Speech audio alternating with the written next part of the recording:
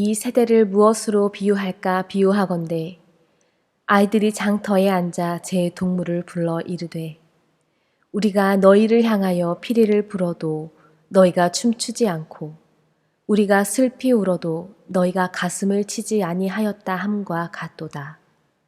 요한이 와서 먹지도 않고 마시지도 아니하매 그들이 말하기를 귀신이 들렸다 하더니 인자는 와서 먹고 마심에 말하기를 보라 먹기를 탐하고 포도주를 즐기는 사람이요 세리와 죄인의 친구로다 하니 지혜는 그 행한 일로 인하여 옳다함을 얻느니라.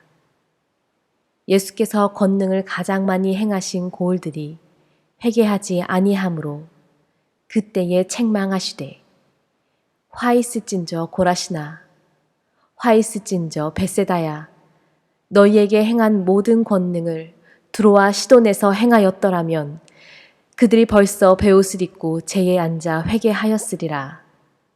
내가 너희에게 이르노니 심판날에 두로와 시돈이 너희보다 견디기 쉬우리라. 가버나움아 내가 하늘에까지 높아지겠느냐 음부에까지 낮아지리라. 내게 행한 모든 권능을 소돔에서 행하였더라면 그 성이 오늘까지 있었으리라. 내가 너희에게 이르노니 심판날에 소돔 땅이 너보다 견디기 쉬우리라 하시니라. 그때 예수께서 대답하여 이르시되 천지의 주제이신 아버지여 이것을 지혜롭고 슬기 있는 자들에게는 숨기시고 어린 아이들에게는 나타내심을 감사하나이다. 옳소이다. 이렇게 된 것이 아버지의 뜻이니이다. 내 아버지께서 모든 것을 내게 주셨으니 아버지 외에는 아들을 아는 자가 없고 아들과 또 아들의 소원대로 계시를 받는 자 외에는 아버지를 아는 자가 없느니라. 수고하고 무거운 짐진 자들아 다 내게로 오라. 내가 너희를 쉬게 하리라. 나는 마음이 온유하고 겸손하니 나의 멍에를 메고 내게 배우라. 그리하면 너희 마음이 쉼을 얻으리니 이는 내 멍에는 쉽고 내 짐은 가벼움이라 하시니라.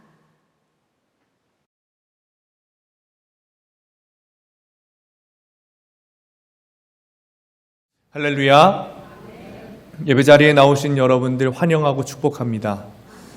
오늘은 성령 강림절 후 제5주 그리고 맥주 감사 주일입니다. 이 맥주절은 히브리인들의 3대 절기 중에 하나입니다.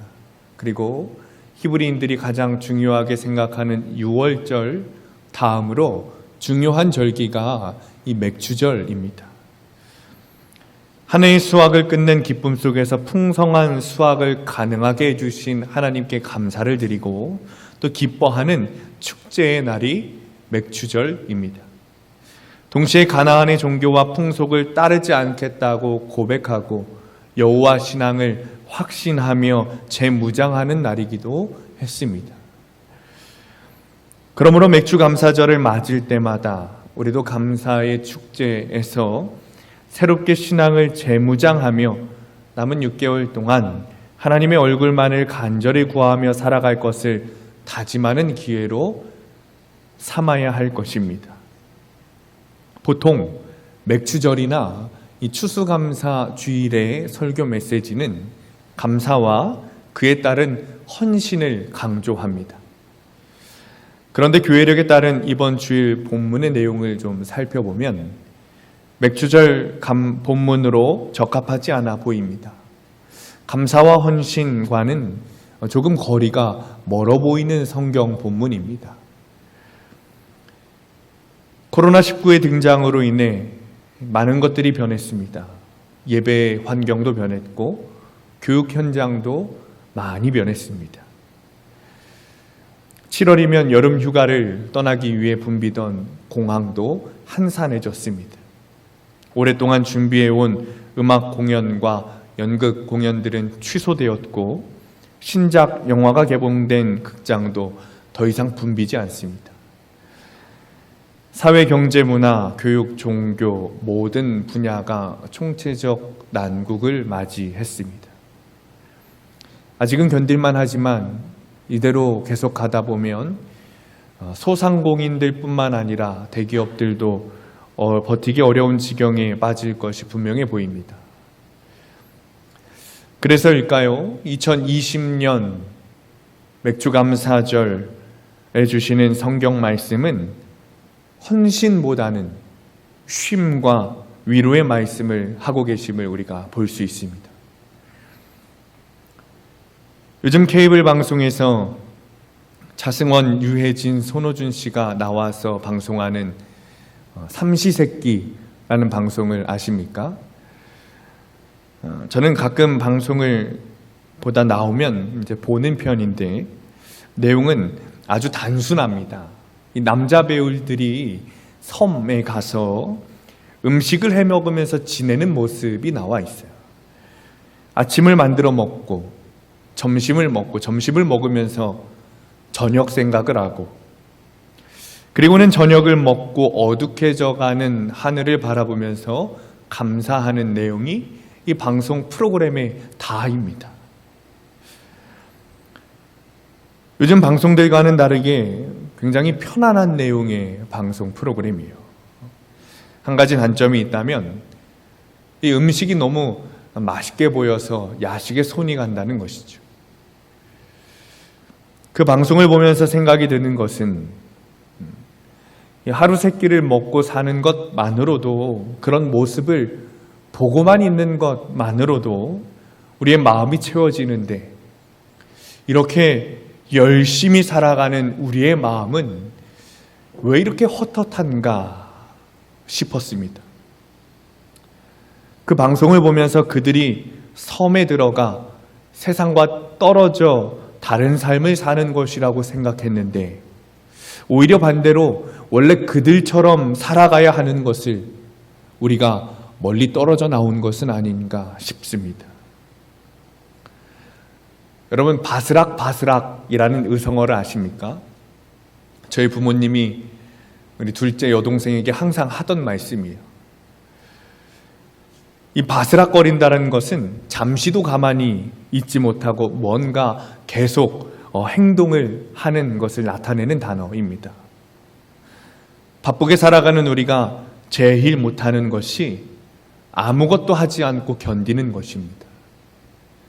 현대인은 며칠 휴가가 아니라면 이런 단출한 일상은 무료하고 지루해야 할 것입니다. 밥을 지을 때도 마지막에는 무엇을 해야 합니까? 뜸을 들여야 하죠. 뜸이라는 작은 여백의 시간이 필요합니다. 그러나 지금 우리의 삶은 뜸 들일 만큼의 시간마저 잃어버린 것은 아닌가 우려가 됩니다. 만성이라는 단어가 있습니다. 이 만성이라는 단어는 보통 부정적인 의미로 사용되는 것 같습니다. 만성질환, 만성피로 등등 말입니다. 만성이라는 것은 버릇이 되다시피 해서 쉽게 고쳐지지 않는 상태를 말합니다. 이 피로라는 것이 몸에 들러붙어 습관처럼 된 사회가 된 것이죠. 그래서 다들 쉽게 짜증내고 서로에게 무관심해집니다. 그저 사람들이 원하는 것은 휴식과 쉼뿐입니다. 새로운 해가 시작될 때면 사람들이 꼭 하는 일이 있습니다. 그것은 내년 달력을 살펴보는 일입니다. 다 이유가 있습니다. 무엇입니까? 내년에 있을 빨간 날, 그러니까 공휴일을 찾아보는 것이죠. 쉼을 얻고 싶은 마음에 공휴일을 기대하며 달력을 살펴보는 것입니다. 올해는 공휴일이 너무 없어서 달력을 보는 사람들의 표정이 별로 좋지 않았던 해이죠. 쉰다는 것은 내려놓는 것을 의미합니다. 내려놓지 않고서는 쉴 수 없습니다. 우리가 이렇게 쉬지 못하고 피로에 잡혀 사는 것이 무슨 이유입니까? 그만큼 내려놓지 못하는 것들이 너무 많아졌다는 뜻이죠. 제가 가끔 손에 잡힐 때마다 보는 책이 한 권 있습니다.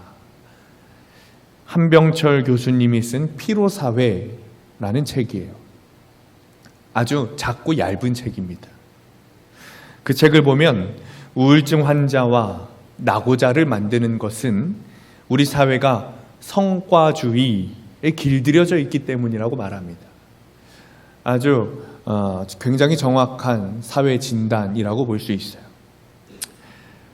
중요한 것은 성경 역시 이런 성과주의, 더 정확하게 말하면 성과주의 때문에 쉼을 가지지 못하는 상태, 쉼이 없는 삶을 죄라고 말하고 있다는 것입니다. 이 항병철 교수가 카톨릭 신자여서 이런 통찰을 했는지는 모르겠습니다. 분명한 것은 쉼이 없다는 것이 죄라는 것이죠. 오늘 본문은 마태복음의 아주 중요한 역할을 하는 부분입니다. 마태복음 전체를 이해하는 데 아주 중요한 허리 역할을 하기 때문입니다. 또 오늘 본문 중 마지막 단락을 형성하는 25절부터 30절까지를 마태복음의 가장 귀한 진주다라고 말합니다. 우리는 이미 사전 지식으로 2000년 전에 예수님께서 유대 땅에 오셨을 때 그 유대 사람들에게 환영받지 못하셨다는 사실을 알고 있습니다. 물론 세상을 떠들썩하게 하셨어요. 그리고 센세이션을 일으키셨습니다. 그러나 결국에는 십자가에 달려 죽으셨어요. 예수님의 부활도 모든 사람들이 다 받아들인 것도 아닙니다. 부활이 왔을 때 제자들은 예수님의 십자가 복음과 부활을 전했지만 유대인 절대 다수는 그 복음을 믿지 않았어요. 오히려 이방인들이 믿었어요. 그래서 주후 90년대에 쓰인 요한복음은 세상이 예수님을 알지 못했다. 그분이 자기 땅에 오셨지만 자기 백성들이 그분을 영접하지 않았다. 라고 요한복음 1장에 말하고 있습니다. 이런 사실은 오늘 본문에도 아주 잘 나타나 있습니다. 16절에 보면 예수님께서 그 당시 이런 상황에 대해 비유로 말씀해 주십니다. 그 비유는 아이들이 노는 방법에 대한 것을 가지고 비유하신 거예요. 17절에 피리를 불어도 라는 말이 있어요. 그것은 당시 아이들이 어른들을 따라 하면서 결혼식 놀이를 했던 것을 의미합니다. 그리고 또 슬피 울어도 라는 말이 있는데 그것은 역시 아이들이 어른들을 따라 장례식 놀이를 하던 것을 의미합니다. 그 당시 아이들은 어른 흉내를 내면서 피리를 불고 또 슬피 울며 또 그렇게 춤추고 가슴치며 놀았어요. 그러나 아무리 피리를 불어도 슬피 우는 것을 흉내내도 같이 놀아주는 아이들이 없다는 것이죠. 이 장례식 놀이의 비유는 세례 요한에게 적용이 됩니다.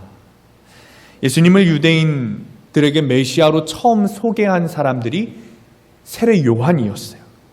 세례 요한은 메시아가 오면 이스라엘이 가장 먼저 해야 할 것이 회개다라고 말했습니다. 그리고 요한은 스스로 금식하면서 전국적인 회개 운동을 전개했어요. 그 처음에는 요한의 이 회개 운동이 큰 반향을 일으켰습니다. 그러나 그것이 지속해서 이어지지를 못했어요. 그러자 예수님께서 이렇게 말씀하십니다. 18절입니다. 요한이 와서 먹지도 않고 마시지도 아니하매 그들이 말하기를 귀신이 들렸다 하더니, 즉 요한이 귀신이 들렸기에 금식한 거다라고 말하는 겁니다. 세례 요한을 제대로 인정해주지 않는 모습이에요. 반대로 결혼식 놀이는 예수님에 대한 이야기입니다. 세례 요한이 메시아로 소개한 예수님 역시 그 유대인들이 좋게 평가할 리가 없었습니다. 19절에 요한은 금식이라도 하는데 예수는 오히려 먹기를 탐하고 포도주를 즐긴다라고 말합니다. 이것이 당시 예수님에 대한 유대인들의 평가였어요. 신명기 21장에 보면 술에 잠겨 부모의 말을 듣지 않는 방탕한 아들은 돌로 쳐 죽여야 이스라엘의 악을 제거할 수 있다라고 말합니다. 그 말씀에 빗대어서 예수와 같이 술에 잠긴 자, 방탕한 자, 사람들을 미혹하는 거짓 메시아들은 제거해야 한다라고 그들이 조롱했던 것이죠. 그런 유대인들에게 예수님께서 어떻게 하십니까? 아주 엄하게 혼을 내세요. 21절입니다. 화 있을진저 고라시나, 화 있을진저 벳세다야. 그리고 23절에 가버나움아. 화 있을진저 라는 말은 마태복음에서 예수님께서 굉장히 자주 사용하는 말씀이십니다. 그런데 오늘 본문에는 고라신과 벳세다, 가버나움에게 말씀하시는 화 있을진저는 저주와 정죄보다는 깊은 탄식에서 나오는 말씀이셨어요. 그 이유가 있습니다. 이 고라신과 벳세다, 가버나움은 예수님께서 가장 많은 능력과 기적을 베푸신 도시였어요. 심지어 가버나움은 예수님의 고향이에요. 예수님께서 천국의 복음을 처음 선포하셨고 가장 많이 능력을 베푸신 곳이 이곳 가버나움이었어요. 예수님께서 굉장히 사랑하는 도시였어요. 그렇게 그들의 모습을 보고 탄식하며 그들의 이름을 부르신 거예요. 여러분, 예수님의 능력을 보았다는 것은 굉장한 특권입니다. 예수님께서 살아계실 때 있었던 유대 땅의 사람들은 예수의 능력과 사건들이 전개되는 장면을 목격했어요. 실제로 눈으로 보았어요. 그러나 가버나움 사람들은 그 특권을 누리지 못했어요. 이 복음을 적극적으로 받아들이지 않은 겁니다. 예수님은 17절에 우리가 피리를 불어도 그들이 춤추지 않고 슬피 울어도 가슴 치는 사람들이 없다라고 말씀하셨어요. 그들은 예수의 수많은 능력과 기적들을 눈으로 보았지만 그 특권을 제대로 누리지 못한 거예요. 그러자 예수께서 탄식하시면서 이렇게 말씀하시는 겁니다. 화 있을진저 고라시나 벳세다야 가버나움아, 심판날에 두로와 시돈이 너희보다 견디기 쉬울 거야. 가버나움아, 너는 음부에까지 낮아질 것이고 너희에게 행한 모든 권능을 소돔에게 행했다면 그 도시가 아직까지 남아있을 것이다. 두로와 시돈은 지중해 아주 부유한 이방인의 도시였습니다. 구약에서는 그들을 교만한 도시의 대명사로 불렀어요. 선지자들이 심판을 예언한 도시가 두로와 시돈이었어요. 심지어 두로의 왕은 구약에서 사탄이라고 몇 번이고 불렸습니다. 소돔은 여러분들이 알다시피 죄악으로 무너진 대표적인 도시입니다. 고라신과 벳세다, 그리고 가버나움을 향한 예수님의 탄식과 심판에 대한 경고는 그곳에서 가장 많은 능력을 예수님께서 베푸셨음에도 불구하고 회개하지 않은 것입니다. 21절에 이렇게 말씀하십니다. 너희에게 행한 모든 권능을 두로와 시돈에게 행하였더라면 그들이 벌써 베옷을 입고 재에 앉아 회개하였으리라. 마태복음 3장 2절과 4장 17절에 세례 요한과 예수님은 회개하라, 천국이 가까이 왔느니라 라고 동일하게 말씀하셨어요. 회개는 복음과 뗄래야 뗄 수 없는 관계를 가지고 있습니다. 회개는 예수가 선포한 천국의 메시지를 받아들이는 거예요. 그러나 이들은 천국 메시지를 받아들이지 못했어요. 예수님의 능력을 대부분 눈으로 목격했음에도 불구하고 이 엄청난 특권에도 불구하고 그들은 회개하지 못했어요. 말하자면 사탄의 나라도 회개하고 예수님을 맞이할 판인데 하나님 나라의 백성인 이스라엘 백성들은 회개하지 않고 예수를 메시아로 받아들이고 있지 않는 겁니다. 하나님은 이스라엘을 제사장 나라로 삼으시고 거룩한 율법을 주셔서 하나님의 뜻을 깨닫게 하셨습니다.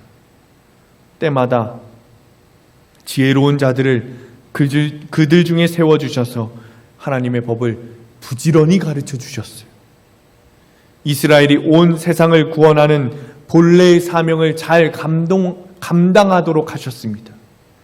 그렇다면 이스라엘은 지금 하나님의 아들 메시아로 오신 예수님을 영접해야 마땅한 것이죠. 이방인들이 혹시 예수님을 배척할 수도 있겠습니다. 혹은 이스라엘의 어리석은 자들이 예수님을 거역할 수는 있겠습니다. 그러나 이스라엘과 그 나라의 지혜 있는 자들이 메시아로 오신 예수님을 배척하거나 거역해서는 안 되는 일이죠. 오직 그분의 말씀에 순종해야 했습니다. 그러나 그들은 그렇게 하지 못했어요. 그렇게 하지 않았어요. 그들은 여전히 율법주의에 빠져나오지 못한 겁니다. 바리새인은 예수님을 죽이려고까지 했어요. 사람이 한번 율법주의에 빠지게 되면 그 다음부터는 좀처럼 헤어나오기 어렵습니다. 율법주의를 내려놓는 순간 뒤처지고 도태되는 것 같고 낙오될 것 같은 두려움이 목덜미를 감싸는 거예요.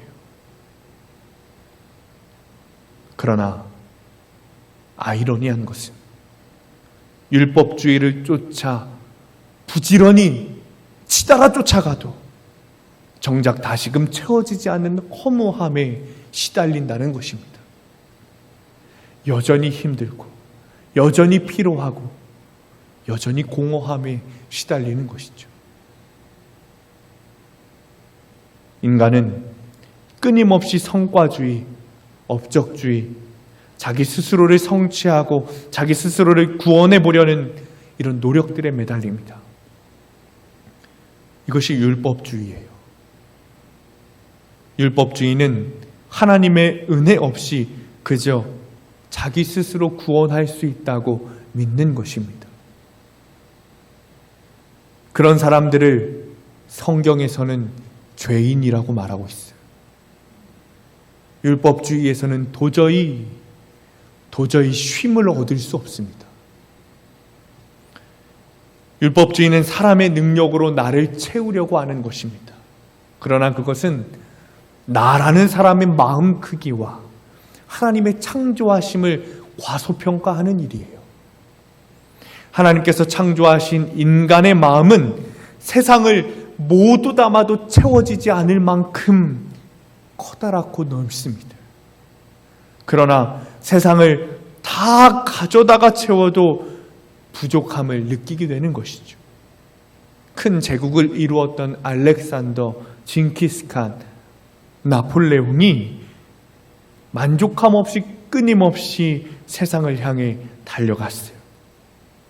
오늘도 우리가 이렇게 살고 있지는 않습니까? 세상이 가르쳐주는 휴식은 결코 우리의 영혼에 쉼을 줄 수 없습니다. 이스라엘 백성들은 구원을 얻기 위해 열심히 노력했지만 자기 의에 따른 종교 지도자들의 습관에 따름으로 구원이 아니라 오히려 더 피곤해졌고 점차 짐이 무거워졌습니다.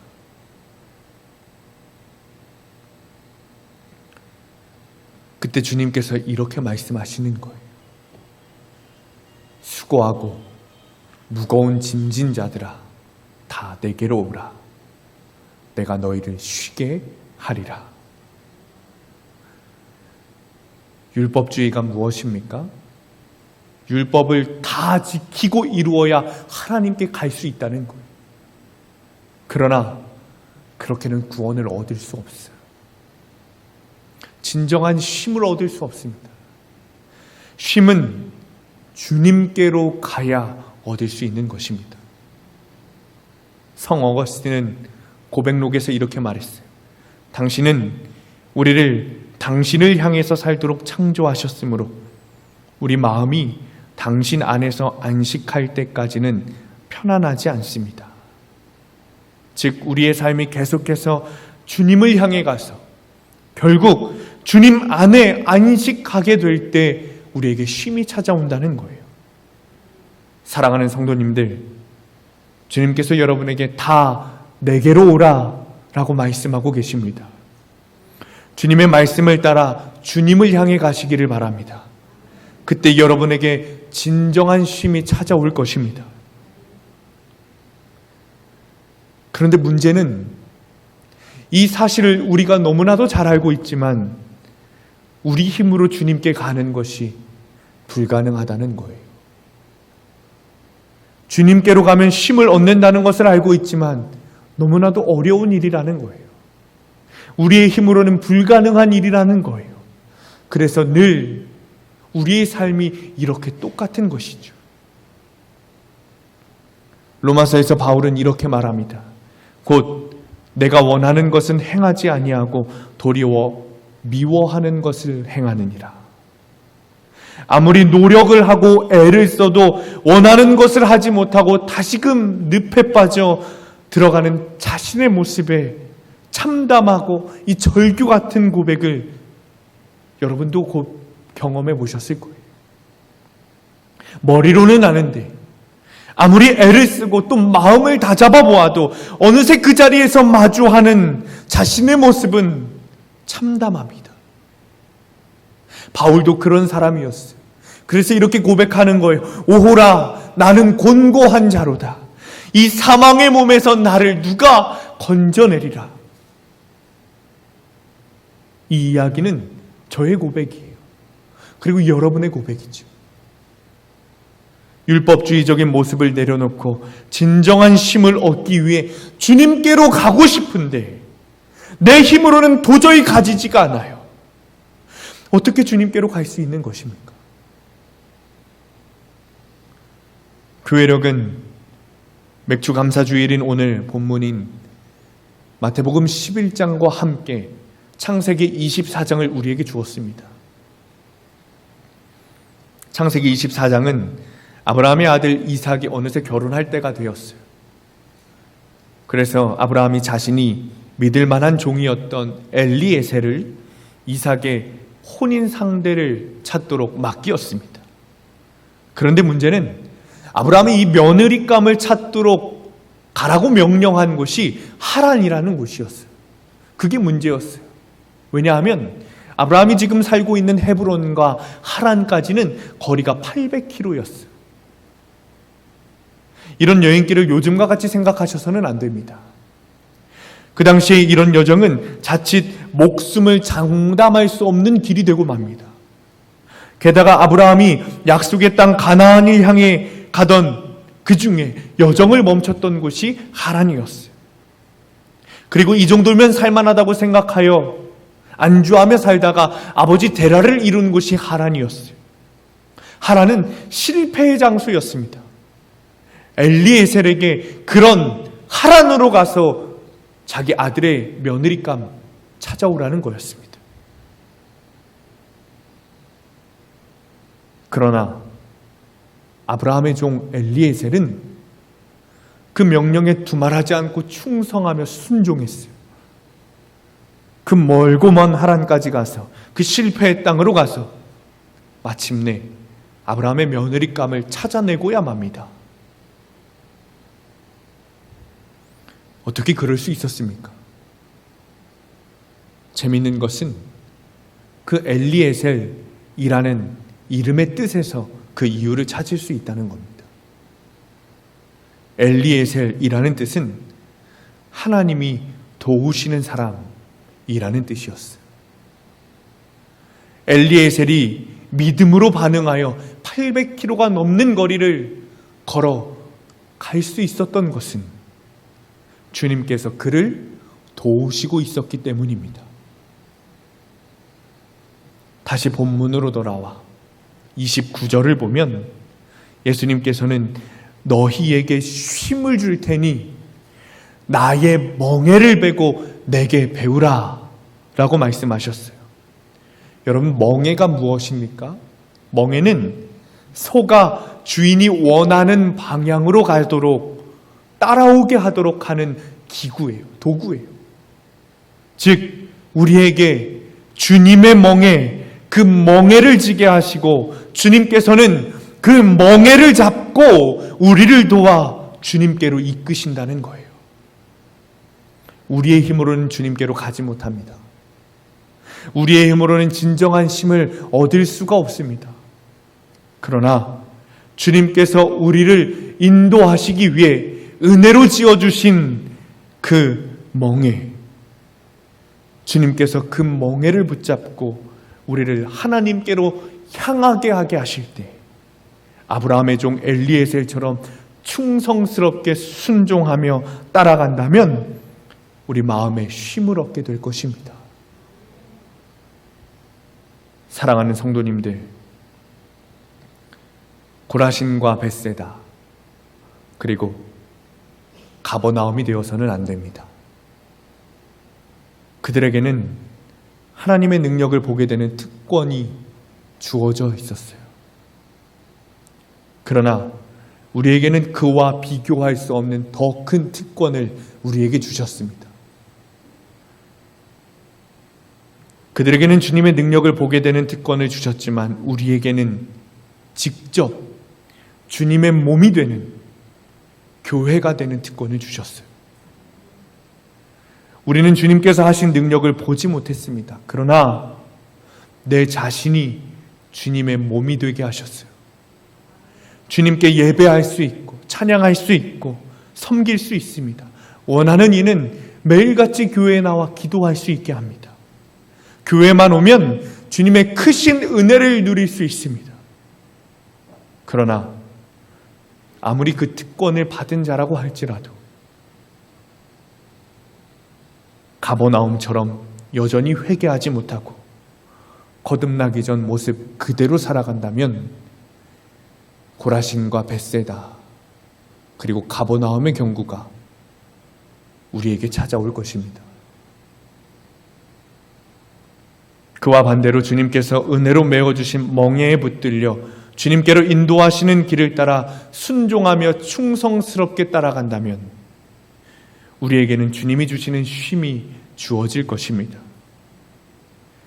우리의 길이 되시는 예수 그리스도를 따라가기만 하면 됩니다. 바울의 말처럼 우리는 어떻게 해야 영혼의 쉼을 얻을 수 있는지 아무리 애를 쓰고 노력해도 스스로 구원할 수 없는 사망의 덫에 갇혀 있는 처량하고 안타까운 사람들이었어요. 그런데 예수님께서 직접 길이 되어 주셨으니 이제는 길을 찾아 헤매지 않아도 됩니다. 이보다 더 복될 수가 없어요. 길을 알고 있고 그 길이 분명하기 때문에, 이 길이 분명히 옳기 때문에 이 길만 따라가면 됩니다. 사랑하는 성도님들, 예수 그리스도만이 하나님께서 우리에게 열어주신 진정한 쉼, 구원과 생명의 분명한 길입니다.